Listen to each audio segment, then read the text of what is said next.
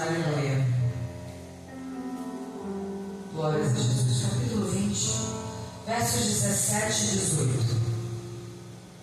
Evangelho de João, capítulo 20, versos 17 e 18, que diz assim: Disse-lhe Jesus: Não me detens, porque ainda não subi para meu Pai, mas vai para meus irmãos e dize-lhes que eu subo para meu Pai e vosso Pai, meu Deus e vosso Deus.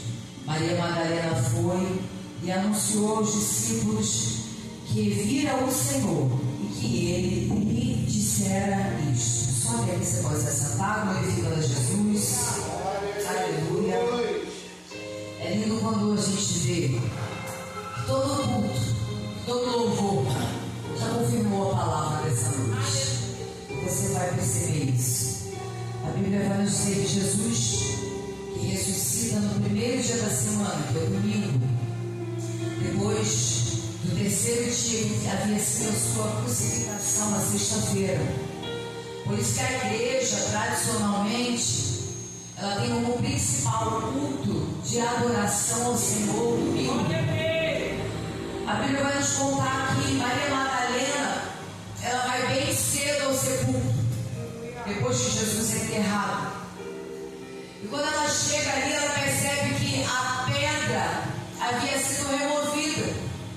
E quando ela olha dentro do sepulcro, ela não vê mais Jesus. Então Maria Madalena fica desesperada e volta e vai atrás dos discípulos. Vai falar com os discípulos, vai falar com Pedro, o que ela havia encontrado, que era o sepulcro vazio. Então os discípulos também se preocupam e eles correm até o sepulcro para poder verificar o que havia acontecido. E a Bíblia vai dizer que quando eles chegam no sepulcro, eles verdadeiramente constatam que não havia mais Jesus ali, que havia apenas os lençóis que cobriam o corpo de Jesus e o lenço que cobria a sua cabeça. A Bíblia vai dizer então que os discípulos, não tendo o que fazer, voltam para casa. Mas Maria Madalena, ela não retorna. Ela fica ali chorando, lamentando, fica ali se angustiando por causa da ida de Jesus, por causa da transição de Jesus, por causa daquela situação que ela não estava entendendo, mas também não estava gostando. A Bíblia diz que enquanto ela estava ali, naquele choro, naquela lamentação, aparecem dois anjos de branco dentro do sepulcro, onde estava sepultado Jesus. E eles vão virar para Maria e vão perguntar: mulher, por que choras? E ela vai responder: porque levaram o meu Senhor e eu não sei aonde o puseram. Enquanto Maria está respondendo aos anjos, a Bíblia vai dizer que ela olha para trás e ela vê Jesus, porém ela não reconhece Jesus. E Jesus nessa hora então vai perguntar para Maria Madalena: mulher, por que choras? O que viestes buscar aqui? A Bíblia vai nos mostrar que é interessante que Jesus vai perguntar a mesma coisa que os anjos. Eles haviam perguntado por que ela estava chorando. Quando Maria pergunta por que você está chorando, eu entendo que Jesus não estava esperando que Maria estivesse chorando. Eu entendo que Jesus já queria que Maria tivesse ressignificado aquela situação naquele momento. A Bíblia vai nos mostrar que quando ela olha para Jesus e não reconhece Jesus, a Bíblia diz que ela pensa que era um hortelão. Por que hortelão, senhora? Porque o sepulcro de Jesus estava no horto. Então o hortelão é aquela pessoa que cuida do lugar onde tem as plantas, onde tem hortas. Então como ela não reconhece, ela pensa: então é o homem que cuida aqui. Ela vira para ele e diz: olha, você sabe aonde é que levaram o meu Senhor, aonde puseram o seu corpo? Nesse momento a Bíblia diz que Jesus vai chamar pelo nome: Maria. E quando Jesus fala Maria, Jesus. Ali abre a sua visão, o seu entendimento, e ela entende. E ela vai dizer em aramaico, Rabone, que significa mestre. E ele vai dizer para Maria, Maria, volta para os meus irmãos e dize-lhes que eu subo para o meu Pai, e vosso Pai, meu Deus e vosso Deus. E Maria então vai e conta para os seus discípulos o que havia acontecido. Mas antes de Jesus dizer para Maria, vai e volta, ele vai falar algo que é determinante para a minha vida e para a tua vida nessa noite. Jesus vai dizer para Maria, Maria, não me detenhas. Não me retenhas. Maria, não me segure. Jesus estava dizendo em outras palavras, de uma forma mais simples para você entender. Não me faça parar. Por que, missionária? Jesus está dizendo isso para Maria. Não me detenhas. Como se alguém pudesse deter Jesus. Como se alguém de fato pudesse impedir Jesus de subir para o Pai. Por algumas razões bem óbvias. Eu quero que você esteja com a sua mente aberta, seu entendimento aberto, porque o Senhor quer falar contigo e comigo nessa noite. Porque talvez seja você, a Maria Madalena, que está vivendo uma situação como essa. Que viveu coisas como a de Maria. Está talvez vivendo choro. Está talvez uma lamentação. Está também conformada com uma perda. Não está aceitando uma situação de transição, de mudança. Jesus está querendo que Maria se desprenda da sua pessoa física, porque ele não estaria mais lado a lado com ela, não se assentaria mais à mesa para almoçar com ela, não estaria mais com ela nos momentos agradáveis de ceia fisicamente. Jesus queria que Maria entendesse que ele precisava ir para o Pai e completar a sua missão. Ele precisava, como o apóstolo Paulo diz, completar a sua carreira. A igreja está entendendo, amém? Jesus queria que Maria entendesse. E estava através dessa situação que ele está dizendo para ela, não me detenhas, Maria. Dizendo para ela, agora eu vou te conduzir um relacionamento de fé, onde não há mais uma presença física, mas sim uma presença espiritual. E é necessário, Maria Madalena, que você me deixe ir. Jesus precisava ir. Tem pessoas que a gente precisa deixar ir. Tem coisas que a gente precisa deixar. Tem coisas que a gente vai precisar aceitar, que vai ter que deixar, que vai ter que largar. Você está compreendendo? Por que, missionária? Porque isso faz parte da nossa caminhada, faz parte da nossa vida.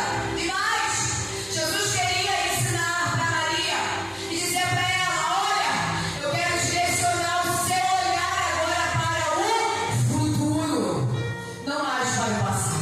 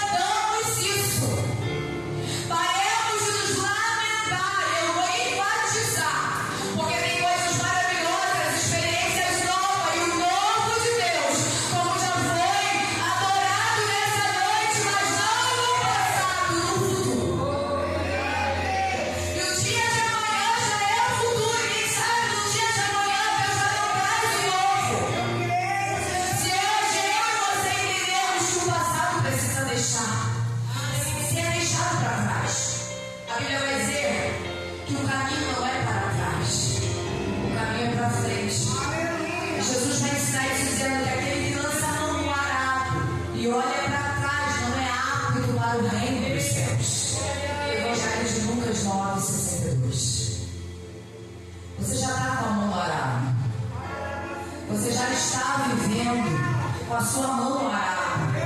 Não olhe para trás. Aleluia. Não olhe para trás. A Bíblia vai dizer, lembra da mulher de Ló? Porque a ordem para ela foi caminho em direção às campinas, mas não olhe para trás. Não tem nada lá atrás que vai acrescentar na frente. Se eu tirei, se eu deixei ir, se eu arranquei, se eu mudei os tempos e as estações, então não é para carregar nada para o futuro. No futuro tem coisas novas. Amém, igreja? A Bíblia vai dizer que Eliseu, quando é chamado para o ministério profético, ele vai entender isso que Jesus está ensinando a Maria Madalena, ainda que ele não tivesse ouvido essa palavra. A palavra do Senhor vai nos dizer que o profeta Elias vai até Eliseu, que está lavrando a terra com 12 juntas de bois. Daí fazendo o seu trabalho cotidiano, normal, homem do campo. E quando Elias chega perto de Eliseu, lança sobre ele a sua capa e segue o caminho. A Bíblia diz que Eliseu larga os seus bois, corre atrás de Elias e diz para ele: deixa eu me despedir dos meus pais. Elias então nessa hora diz para ele: vai, mas você entendeu o que acabou de te acontecer? A Bíblia não vai nos dizer que Eliseu vai responder absolutamente nada e você já vai compreender. E muitas das vezes não precisa palavras. Jesus não quer palavras vazias, Jesus quer atitude. A Bíblia diz que Eliseu vai pegar uma junta de boi depois de se despedir dos seus pais. Ele vai queimar com as madeiras que eram utilizadas também para arar a terra. Vai cozer a carne dos bois. Vai dar para o povo comer. E depois ele larga tudo aquilo ali. Vai atrás de Elias, segue Elias e não olha mais para trás. A resposta de Eliseu é a sua atitude. Quando ele queima uma junta de bois, cozinha, dá para o povo, ele está dizendo: o meu ciclo de fazendeiro, de cuidador de terra, de cuidador de bois, se encerra aqui. Agora eu vou viver o tempo profético chamado por Deus. Agora é um novo tempo. Agora é um novo ciclo. O que ficou para trás passou. Agora é um novo tempo no Senhor. Você está entendendo isso, igreja? Às vezes nós vamos também precisar quebrar pontes. Vamos precisar colocar coisas, entregar coisas, transformar. Às vezes é preciso entregar pessoas, deixar pessoas para tomar uma posição em Deus, para se posicionar conforme o chamado do Senhor. Eliseu compreendeu, conforme Elias perguntou para ele: você entendeu o que acabou de acontecer? E ele mostrou: sim, eu entendi. A partir de agora, é seguir apenas a direção do céu, é seguir apenas a direção do Espírito. Se Elias estivesse aqui hoje perguntando para a igreja, através do Baixador: você entendeu o que Jesus está fazendo na tua vida e através da tua vida? Ele estaria esperando de mim e de você, como esperou de Eliseu, essa resposta. Eu compreendo. Estou deixando para trás tudo que precisa ficar para trás. Estou tomando posição desse novo chamado em Deus. Ainda que eu não compreenda como vai ser, ainda que Jesus não tenha dito para mim como é que vai ser essa caminhada, como vamos trilhar este caminho, como as coisas vão se desenrolar, porque nós amamos ter tudo certinho, bonitinho, escrito, descrito, explicado. Mas com Jesus não funciona dessa forma. Diga-se de passagem, nós vamos olhar para o povo de Israel, que estava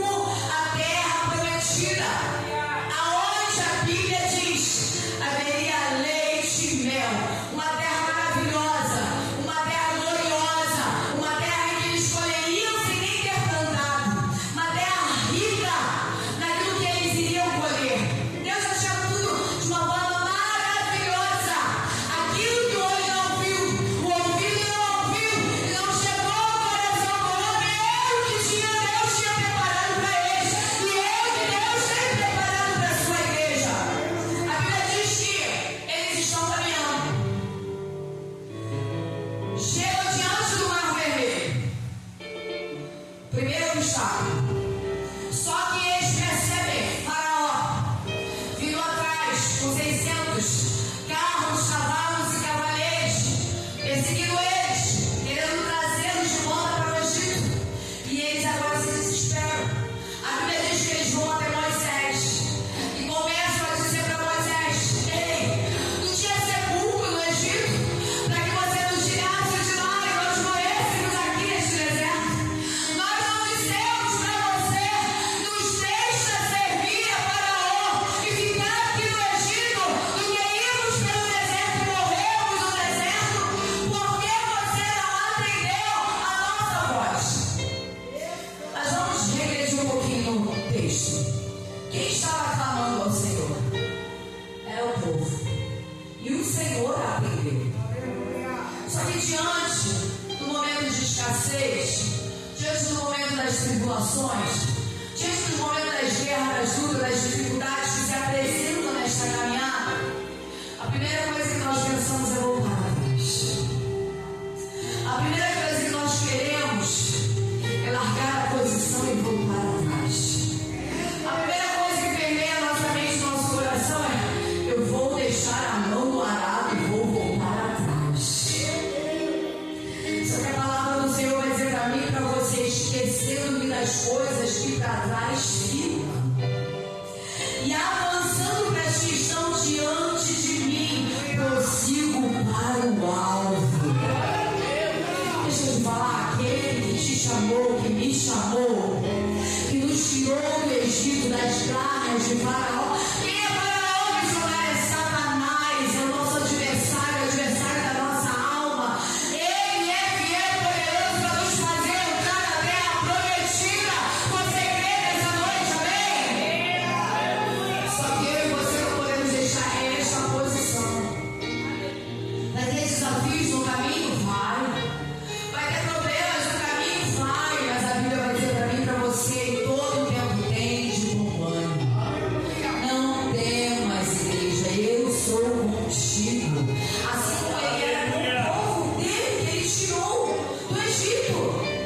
Você acha que Deus não iria garantir a caminhada deles até a entrada da terra prometida? Claro que iria. Só que o povo não conseguiu compreender.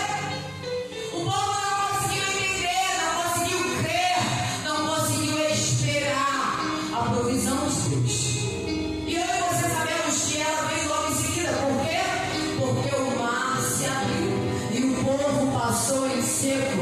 E no meio do mar morre Faraó, seus carros e seus cavaleiros. E Deus está dizendo para mim e para você: quando você crê, quando você confia, quando você permanece, quando você entende que foi Ele que te escolheu, te chamou, o inimigo é Ele quem cuida, é Ele quem vai resolver para mim e para você. Então somente permanece na posição. Maria Madalena queria viver os mesmos momentos com Jesus. Maria Madalena não queria aceitar as mudanças. E como eu falei, não queria ressignificar aquele momento. Que era ruim, sim. Mas o que é ressignificar, missionária? É dar um novo sentido. É dar um novo significado a algo. É reinterpretar a situação de uma forma que você entenda: ei, o Senhor me permitiu passar isso porque Ele queria uma experiência. Ele queria trazer maturidade, Ele queria trazer crescimento, Ele queria trazer desenvolvimento espiritual para a minha vida. Então Ele permitiu que eu vivesse isso. Ele permitiu que eu passasse por isso. Ele permitiu